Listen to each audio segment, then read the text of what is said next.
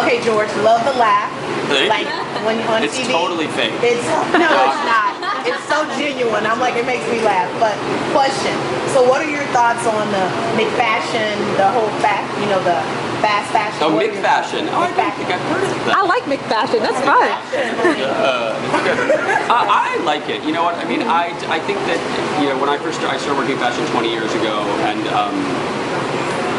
fashion, it didn't exist. It existed, but I was an associate fashion editor with the New York Times Magazine, so I worked in fashion. And then everybody glommed on after Sex and the City, and everyone's fashion, fashion, fashion, fashion, and the word just drives me crazy at this point. But you couldn't find the H&M. The first time I went to H&M was in Paris. There was no, that's where it was like, oh my God, what is this place? There's these things that look like Prada and they fit me, because you couldn't find them anywhere. And I was just, I was young. I didn't have any money, so I think fashion it's made it so it's available at every single price point. And I don't think, look, if you have the money and you want to go spend a fortune at Prada or Gucci or whatever, you can, but you can also find it at Gap Factory. You can find it at H&M, you can find it at Zara. So it's all, I just think it's available. It's made fashion available at every price point. I think it's great.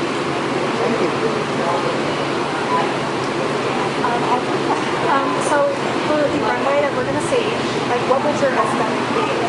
How did you style your models? Well, there's two different groupings. One is, it's denim heavy, obviously. It's not even that denim heavy. It's denim. I wanted to put a lot of denim. Because denim's, everyone, we're all wearing jeans, pretty much. For the most part, we're all wearing jeans. So one is kind of sporty, athletic, but still slick. And the other one's more like blacks and neutrals and camo and things like that. So, what else is in it? Lots of skinny jeans. There's a jumpsuit. You'll see. And it's just one of those things. You can say no. It's like it's a Gap. I'm in Gap ads, which is if I thought I didn't move to LA to be a celebrity and be famous, or I'm not an actor, I didn't do any of that stuff.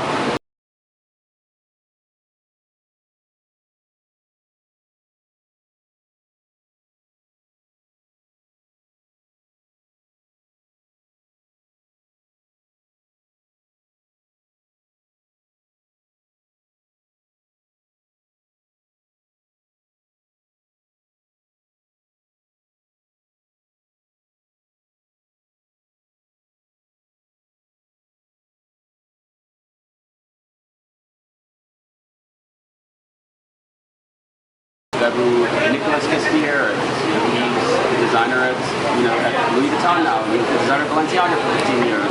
If you don't know that, you should not be a stylist. And I think you also need to know how to dress every shape, size, age of human being. And if you cannot do that, you are not a stylist. Anyone can dress a 25-year-old size 0. Anyway. And that's why I said Emma Stone, because it's easy. It's easy. You could have anything you want in the world. That girl, she does, anything she wants, at any time that she wants it.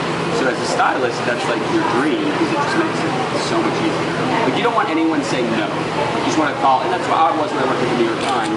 Nobody said no. No one said no to me. You wanted that Chanel outfit, they overnighted it to you from Paris. The next day you have it. Those are the days. My question relates to fashion. The show after awards, does that bring you any anxiety? Because you're critiquing some of your colleagues? Well, no, because I do that every week. Okay. I do that every week. It's like I have to, I kind of learned to finesse that while still being honest. I don't insult anyone. I don't insult them personally. I don't insult their body or their face or anything, unless I know that they're horrible, then I really don't care. Really, if I've worked with someone and I'm like, okay, that is an evil person, then I just don't care. But look, if something didn't look right, then I'm just giving my honest opinion. And if that stylist asked me, if they get offended, they get offended. I'm not being a dick about it. I'm just doing my job, and if I don't do my job, I wouldn't be sitting there every week. So those actually give me less anxiety, because those are on the fly. That's like guerrilla, tactics there, because we're up pretty much very late the night before, and we just show up the next morning. So there's really not much preparation. It's just like what I see is what I'm doing for TV. Maybe look at things the night before, but it's just moved really, really fast. As opposed to a regular show, which we have our booked in advance and we kind of know what's going on. And I try to find talking. I like to have takeaways so the viewer at home would be like, oh, I shouldn't mix these. If I'm going to mix prints, this is how I do it. Or if I'm going to wear, you know, a jumpsuit, this is the way I should do it, like that. Okay, well everyone asks like all the fashion questions, so I'm gonna ask you, because I'm a huge Trey Songz fan, so I want to know how it was to have Trey Songz on. Oh my God, wait, I don't remember. We had so many guests. Okay, well What was who's he your wearing? favorite one? Who's your